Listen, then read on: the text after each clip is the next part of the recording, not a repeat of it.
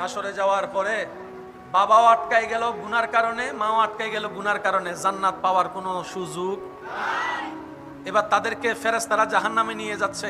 হঠাৎ করে একজন ফেরেশতা এসে বলে, দাঁড়াও, তাদেরকে দাঁড় করাও। তাদের হিসাব পাল্টাই গিয়েছে, তাদের রায় চেঞ্জ হয়েছে। বলে যে কেমন চেঞ্জ? বলে যে তাদেরকে জাহান্নামে নয়, জান্নাতের রাস্তাটা একটু দেখাই দাও, জান্নাতের রাস্তা দেখাই দাও। সুবহানাল্লাহ, একটু জোরে বলি না, জান্নাতের রাস্তা দেখাই দাও। এবার গুনাহগার বাবা, গুনাহগার মা দুইজনে ভাবতে থাকে, কি রে, জান্নাত পাওয়া তো দূরের কথা, জান্নাতের গ্রান পাওয়ার অত যোগ্যতা আমাদের কাছে নাই, গুনাহ করছি, আবার জান্নাত পেলাম কিভাবে?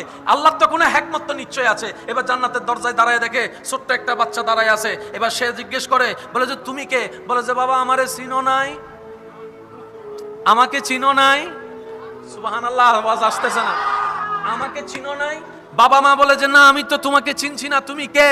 বলে যে আমি তোমার সেই সন্তান যে কোলে থাকা অবস্থায় আল্লাহ দুনিয়ার থেকে নিয়ে এসেছিল, তোমাদেরকে কিছুটা কষ্ট দিয়েছিল, আজকে তোমাদেরকে জান্নাতে যাওয়ার জন্য আমাকে মাসুম অবস্থায় আল্লাহ দুনিয়া থেকে নিয়ে আসছে।